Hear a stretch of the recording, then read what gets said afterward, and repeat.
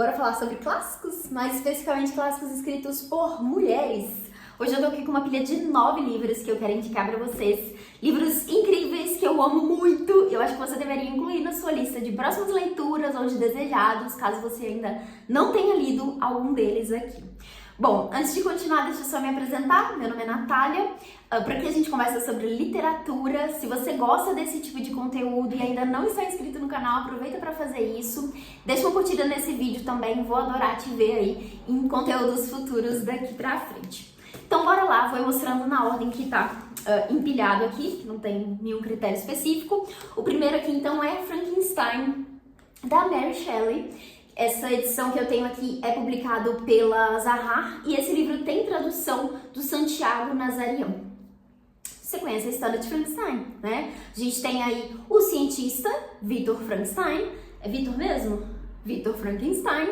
Inclusive isso é uma confusão que a gente costuma fazer, né? Frankenstein não é o nome do monstro, é o nome do cientista que criou ali esse monstro, juntando ali restos humanos. E eu acho que esse livro traz uma coisa muito legal sobre essa parte da ciência, porque era que foi escrito, né, num período em que muita coisa que a gente conhece hoje, que é muito clara e muito, enfim, senso comum, na época não era tanto, né? Então a gente tem alguns testes, algumas teorias aqui científicas no início que são bem interessantes de pensar como que as pessoas daquela época enxergavam isso. Esse livro aqui, essa edição aqui especificamente, é uma edição comentada, então tem várias notas ali, trazendo um pouco desses detalhes. Então, para quem gosta dessas curiosidades, acho que é bem legal pegar uma edição assim. Mas enfim, a história é dessa criatura ali, né, que é criada com restos, né, humanos, e esse cientista ali que meio que abandona essa criatura, e nós temos essa criatura se sentindo rejeitada, se sentindo sozinha e indo atrás do seu criador em busca de vingança. Então é um livro que vai trabalhar temas bem densos, assim. Eu fiquei super envolvida nessa narrativa. Eu acho que é bem diferente do que eu esperava, assim, com todo o imaginário que eu tinha do que era Frankenstein, e eu amei esse livro. Inclusive, uma coisa que me surpreendeu quando eu peguei pra ler foi descobrir que foi escrito por uma mulher. Porque eu tinha na minha cabeça que Frankenstein tinha sido escrito por um homem. Então, adorei saber, inclusive bem legal também a história de como a Mary Shelley teve a ideia, né, desse romance. Ela acabou sendo aí uma das primeiras, né, mulheres nesse cenário, né, do horror, e é uma das histórias mais conhecidas, né? Então fica aqui essa primeira indicação de clássico aí incrível. Daí agora para uma escritora brasileira que é Clarice Lispector, com A Hora da Estrela. A Clarice é uma escritora aí muito misteriosa, né? Tem muito essa aura de mistério em cima da autora, desse desafio, essa dificuldade que é ler Clarice Lispector, e de fato ela consegue ter uma densidade, uma complexidade ali na escrita dela que deixa a gente meio assim perdido, né?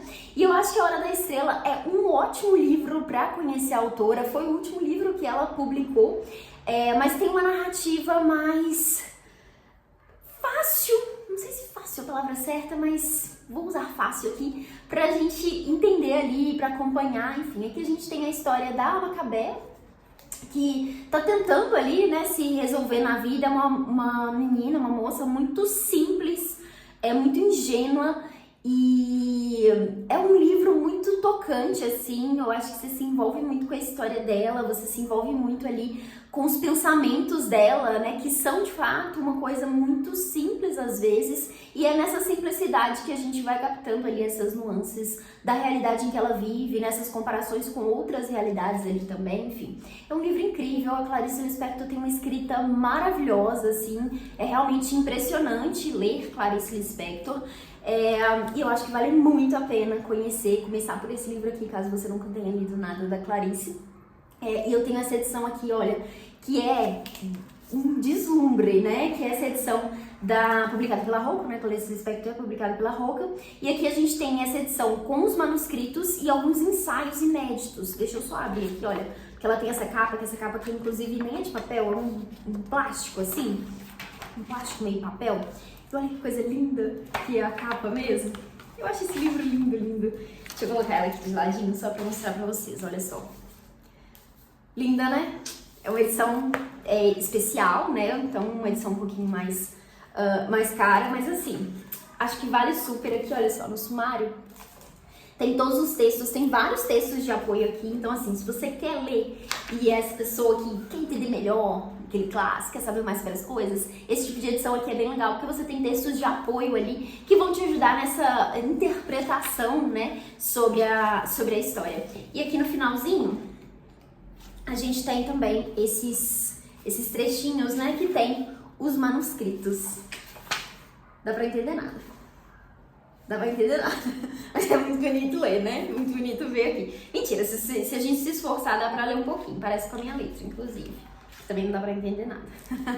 Mas tá aqui mais uma indicação, então, com Clarice Lispector. Agora, mais uma brasileira, que é Lígia Fagundes Telles, uma escritora incrível também. Eu trouxe aqui pra representar ela o romance As Meninas.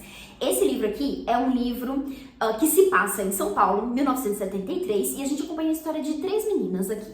É a Lorena, a Lia e a Ana Clara. São 3 meninas que vivem ali num pensionato de freiras progressistas, e elas são jovens ali, e são meninas que têm personalidades muito diferentes ali entre si. A Ana Clara é essa moça que ela tem esse desejo de ascensão social. Ela é muito bonita e ela tá muito envolvida no mundo das drogas. A gente tem a Lia, que é militante, então ela tá muito envolvida nesse cenário político ali, né? Em causas políticas, em causas sociais ali. Então ela tá muito nesse cenário. Enquanto a Lorena é uma moça mais sensível ali, que, tô lendo aqui na sinopse, ela namora um homem casado, mas permanece virgem. Então a gente tem um contraste aqui, né, entre essas 3 meninas que vivem juntas ali naquele espaço. E a narrativa aqui, gente, é um negócio impressionante. Porque ela vai... A narrativa é em primeira pessoa, mas ela vai passar entre o ponto de vista de cada uma dessas 3 protagonistas aqui. Então a gente entra ali na mente de cada uma delas, entendendo um pouquinho de cada uma delas. E tem que ler com atenção, tá? Porque senão você fica perdido ali, você fica tipo, opa, do nada aqui já tô ouvindo a Ana Clara e não é a Lia mais. Mas ao mesmo tempo, à medida que você vai pegando o ritmo ali, você vai percebendo que a Lígia fez um trem aqui tão incrível, que cada trecho ali, cada uma dessas meninas tem uma voz muito particular. E a escrita ali toda muda. Então você percebe esses detalhes ali, essas nuances de cada narrativa. E é incrível, é uma história que vai falar, né, desse período de ditadura, esse período de repressão. Inclusive foi um livro publicado nessa época que passou aí pela censura, mesmo tendo aqui uma parte em que faz aqui um relato sobre as torturas que aconteciam na época. Então, assim, foi um livro que passou ali, supõe-se que pelo título, né, todo mundo imaginar, quem tava fazendo avaliação ali, imaginou que seria um romance bobinho, né, uma história bobinha, mas não tem nada de bobo nisso aqui, tá? Então não tem nada de menininha, né, nesse lugar que a gente coloca meio pejorativo, muito pelo contrário, é um livro que vai abordar temas, assim, bem densos, bem complexos, e a escrita da Lígia é incrível. É uma das minhas escritoras favoritas, assim, quero muito ler mais da Lígia, eu recomendo muito esse livro. O meu tá com, acho que não vai dar pra ver, mas tem várias anotaçõezinhas nos cantinhos, porque eu fui lendo e sentindo essa necessidade de conversar com o livro. Incrível, incrível. Leiam Lígia. Se você não quiser começar por esse livro, que eu acho que ele pode ser um pouco desafiante, te sugiro ler o livro Ciranda de Pedra, da Lígia também. Incrível, acho que uma narrativa mais fácil ali de ler, mas ainda assim já dá pra você sentir ali o que é a escrita dessa autora, o que é as histórias que ela consegue construir, os temas que ela consegue abordar ali. Sensacional. Daí, selecionei várias brasileiras aqui, né? Mais 2 brasileiras aqui. Vamos lá, primeiro, A Falência, da Júlia Lopes de Almeida, que é um clássico nacional aí pouco conhecido. Essa edição aqui foi publicada pela Campus Editora, inclusive num financiamento coletivo, e foi por causa desse financiamento coletivo que eu escutei falar sobre essa autora pela primeira vez. Ela, inclusive, é uma... Opa, caiu o marcador. Ela é uma das escritoras, ela foi a única mulher entre os idealizadores da Academia Brasileira de Letras. Embora não tenha muito reconhecimento, não esteja ali oficialmente nesse cenário, ela fez parte desse momento. Então, uma mulher aí que super importante, né, no cenário literário brasileiro e pouco conhecida. Não sei se você já tinha ouvido falar sobre esse clássico, me conta se você já leu. Mas quando eu li isso aqui, eu fiquei, assim, encantada. Eu gostei muito da escrita da autora. Esse livro aqui, ele foi escrito num período, se passa, né, num período pós a abolição da escravatura. Então a gente tem todo esse cenário aqui. E a gente vai acompanhar a história de uma família, que é a família do Teodoro. Que é esse homem ali que trabalha com o cultivo de café. Então ele tem uma fazenda, uma família grande, muito abastada. E a gente vai acompanhar a família dele, né, o núcleo da família dele. Então a esposa dele, os filhos, os empregados da casa também, as pessoas que trabalham para ele. E um outro personagem ali que faz parte de toda essa trama. Então é uma história bem familiar aqui nesse sentido, e a gente vai acompanhar aí a falência desse homem, né? Então são várias intrigas ali, vários dramas familiares envolvendo a mulher, a esposa dele, o trabalho dele, a forma como tudo acontece aqui. E assim, é um livro que passa uma sensação muito de novela, assim, sabe? Aquela coisa bem drama de novela mesmo, a gente vai acompanhando ali, você fica, o que vai acontecer aqui? Você fica curioso, uma coisa meio fofoca, assim. É essa vibe do livro, então se você curte isso, eu recomendo. E é um livro que tem uma ambientação muito legal, assim. Eu lembro que logo nas primeiras páginas, eu fiquei com essa sensação de ser jogada ali pra dentro da narrativa e perceber muito do que a autora estava descrevendo. Ali no início ela tá falando a história se passa no Rio de Janeiro, e aí tá descrevendo algumas coisas ali que estão acontecendo na rua, o pessoal pegando os sacos de café para transportar, a galera andando, e aí, sabe, o calor ali da cidade, e ela descreve tudo tão bem que você consegue imaginar tudo. Então eu gosto muito da ambientação desse livro, o desenvolvimento da história também é muito legal, ela trabalha temas aqui bem interessantes. É importante entender esse contexto do livro, né? Porque algumas coisas aqui que a gente, leitores atuais, né, a gente pode ver de uma forma um pouco... você fica meio assim, né? Um negócio aqui que não dá pra concordar, mas eu acho que é importante pensar nesse contexto que a obra foi escrita ali, né? Pensando nesse cenário pós a abolição ali. Enfim, mas é um livro incrível, um clássico nacional aí pouco conhecido, que eu acho que vale muito a pena dar uma chance. Daí, acho que agora para finalizar, as escritoras brasileiras, trouxe aqui Carolina Maria de Jesus com o livro Quarto de Despejo. Essa edição aqui da editora Ática. E se você não conhece Carolina Maria de Jesus, eu acho que é um livro importante e necessário, assim, sabe? Eu não gosto tanto dessa coisa tem certos livros que a gente tem que ler, mas eu acho que se eu pudesse escolher um dos livros brasileiros, assim, eu diria que é esse aqui.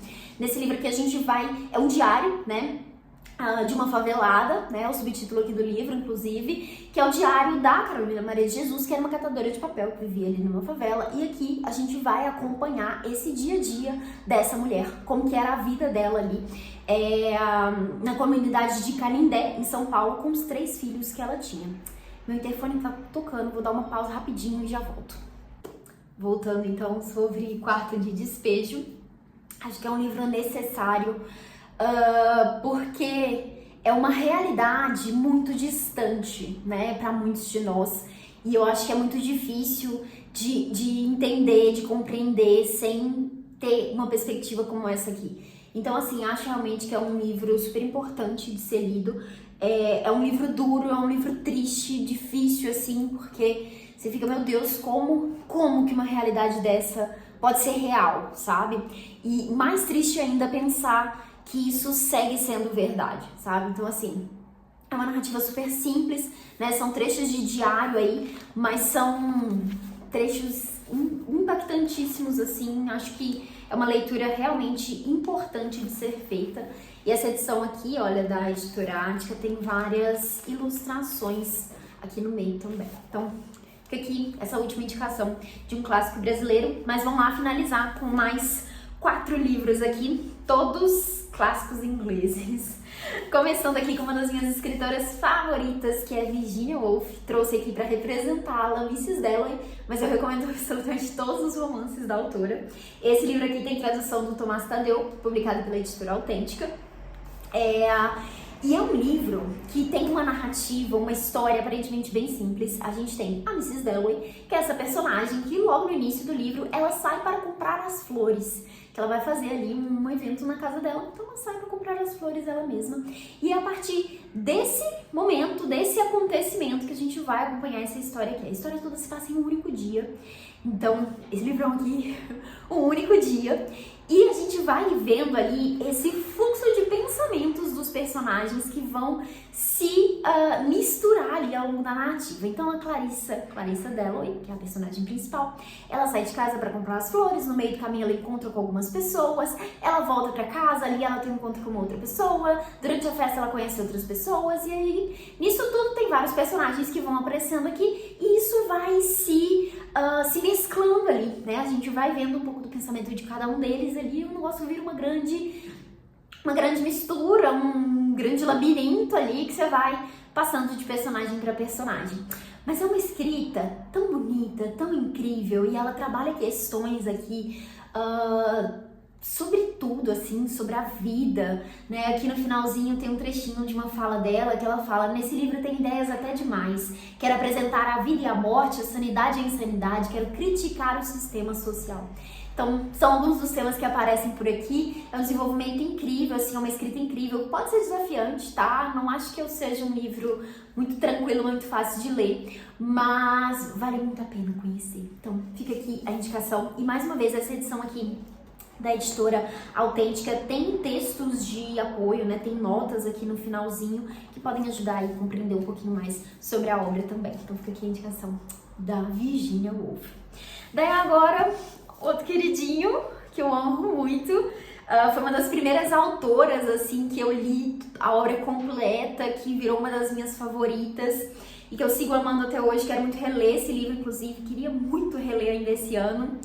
Vou tentar ainda, mas estou falando de Orgulho e Preconceito, da Jane Austen. Aqui eu tenho nessa edição da Penguin.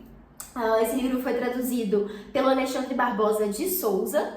E Orgulho e Preconceito tem várias adaptações, né? Talvez seja um clássico aí que você já ouviu falar, já conheça. E aqui a gente tem a história da... como que ela chama? Elizabeth Bennet, que é uma mulher ali de 20 anos que tem uma condição social ali que não permite muitas vantagens, né? A gente tá falando aqui de um período, de uma época em que a melhor chance das mulheres se darem bem era casando bem, né? Era casando com alguém ali que ia lhes permitir ter uma condição social melhor do que a delas. E no caso da Elizabeth, a gente tem toda essa questão que ela é uma mulher sem dote, né? Ela não tem muito ali para entregar. Mas isso não vai impedir o Sr. Darcy, que é o cara rico aqui que a gente vai conhecer nessa história, de se apaixonar por ela. E aqui nesse livro a gente vai acompanhar o desenvolvimento desse romance.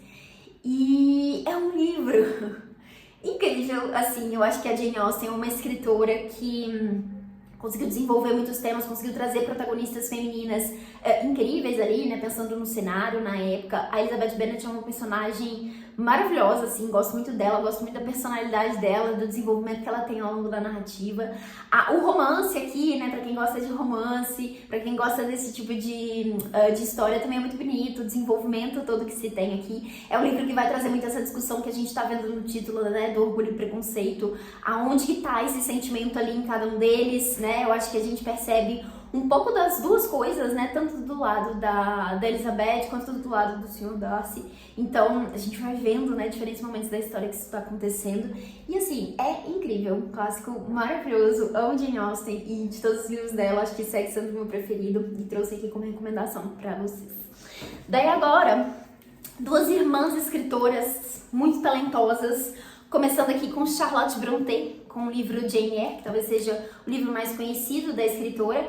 Esse livro aqui também publicado nas edições de clássicos da Zahar, uma edição comentada, assim como Frankenstein, que eu mostrei antes para vocês. Aqui nós temos tradução da Adriana Lisboa e as notas do Bruno Gambarotto.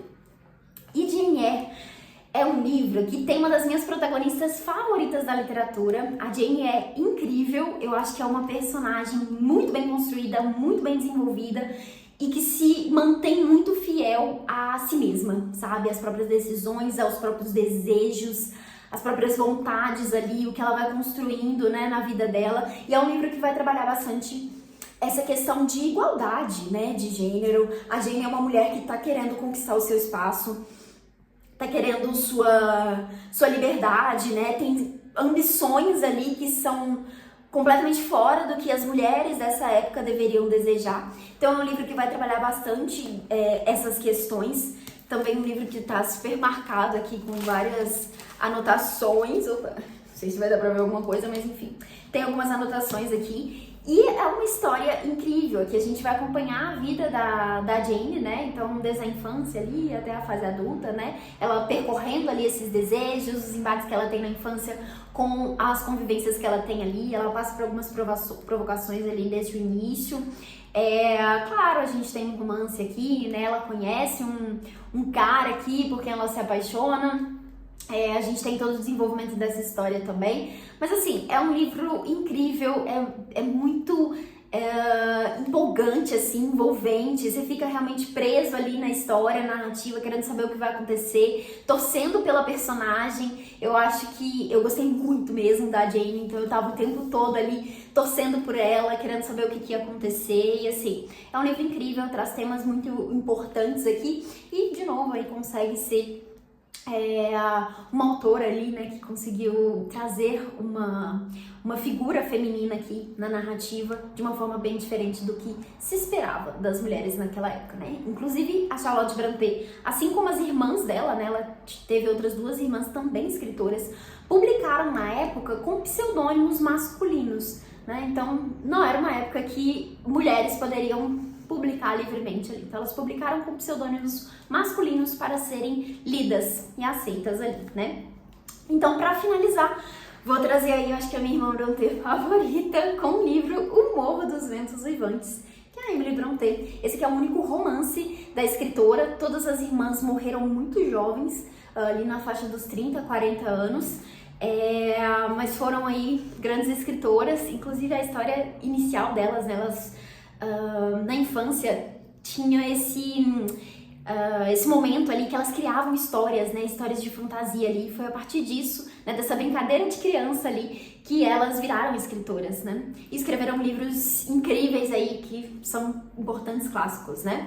E aqui nesse livro, também traduzido pela Adriana Lisboa com as notas do Bruno Gambarotto, de novo mais uma edição de clássicos da Zahar. Super recomendo essas edições, inclusive se você está querendo ler clássicos. Esse livro aqui, a gente tem a história de amor e obsessão entre o Heathcliff e a Catherine.